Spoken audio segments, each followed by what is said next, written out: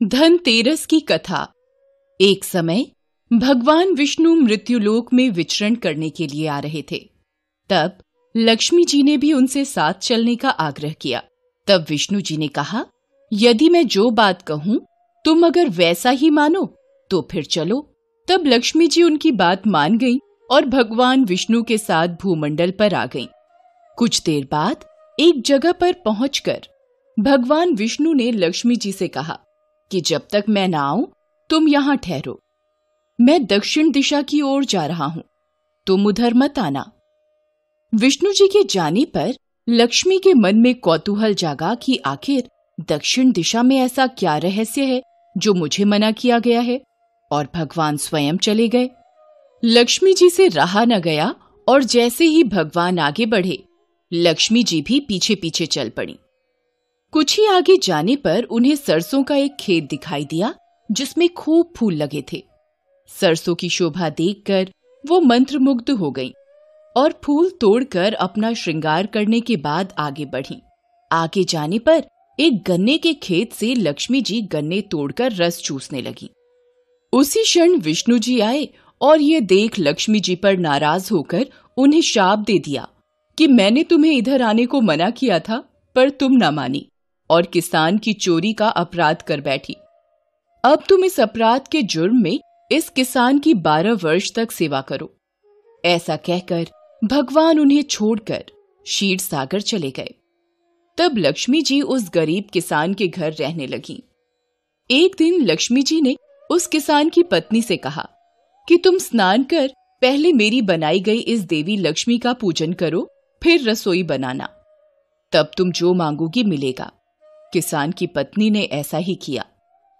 पूजा के प्रभाव और लक्ष्मी की कृपा से किसान का घर दूसरे ही दिन अन्न, धन, रत्न, स्वर्ण आदि से भर गया। लक्ष्मी ने किसान को धन धान्य से पूर्ण कर दिया। किसान के 12 वर्ष बड़े आनंद से कट गए। फिर 12 वर्ष के बाद लक्ष्मी जी जाने के लिए तैयार हुई। विष्णु जी लक्ष्मी जी को लेने आए तो किसान ने उन्हें भेजने से इनकार कर दिया। तब भगवान ने किसान से कहा कि इन्हें कौन जाने देता है, यह तो चंचला हैं, कहीं नहीं ठहरती। इनको बड़े बड़े नहीं रोक सके। इनको मेरा शाप था, इसलिए 12 वर्ष से तुम्हारी सेवा कर रही थी। तुम्हारी 12 वर्ष सेवा का समय पूरा हो चुका है। किसान हठपूर्वक बोला कि नहीं, अब मैं लक्ष्मी जी को नहीं जाने दूंगा। तब लक्ष्मी जी ने कहा कि हे किसान, तुम मुझे रोकना चाहते हो तो जो मैं कहूं वैसा करो। कल तेरस है, तुम कल घर को लीप पोत कर स्वच्छ करना, रात्रि में घी का दीपक जलाकर रखना और सायंकाल मेरी पूजा करना, और एक तांबे के कलश में रुपए भर कर मेरे लिए रखना। मैं उस कलश में निवास करूंगी, किंतु पूजा के समय मैं तुम्हें दिखाई नहीं दूंगी। इस एक दिन की पूजा से वर्ष भर मैं तुम्हारे घर से नहीं जाऊंगी। ये कहकर वो दीपकों के प्रकाश के साथ 10 दिशाओं में फैल गईं। अगले दिन किसान ने लक्ष्मी जी के कथानुसार पूजन किया। उसका घर धन धान्य से पूर्ण हो गया। इसी वजह से हर वर्ष तेरस के दिन लक्ष्मी जी की पूजा होने लगी। आइए जानते हैं धनतेरस की पूजा विधि। धनतेरस की संध्या में यमदेव निमित्त दीपदान किया जाता है। फलस्वरूप उपासक और उसके परिवार को मृत्युदेव यमराज के कोप से सुरक्षा मिलती है।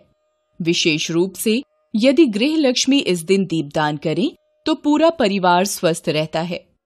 बर्तन खरीदने की परंपरा को पूर्ण अवश्य किया जाना चाहिए। विशेषकर पीतल और चांदी के बर्तन खरीदें, क्योंकि पीतल महर्षि धन्वंतरी का अहम धातु है। इससे घर में आरोग्य, सौभाग्य और स्वास्थ्य लाभ की प्राप्ति होती है। व्यापारी इस विशेष दिन नए बही खाते खरीदते हैं, जिनका पूजन वे दीपावली पर करते हैं। धनतेरस के दिन चांदी खरीदने की भी विशेष परंपरा है।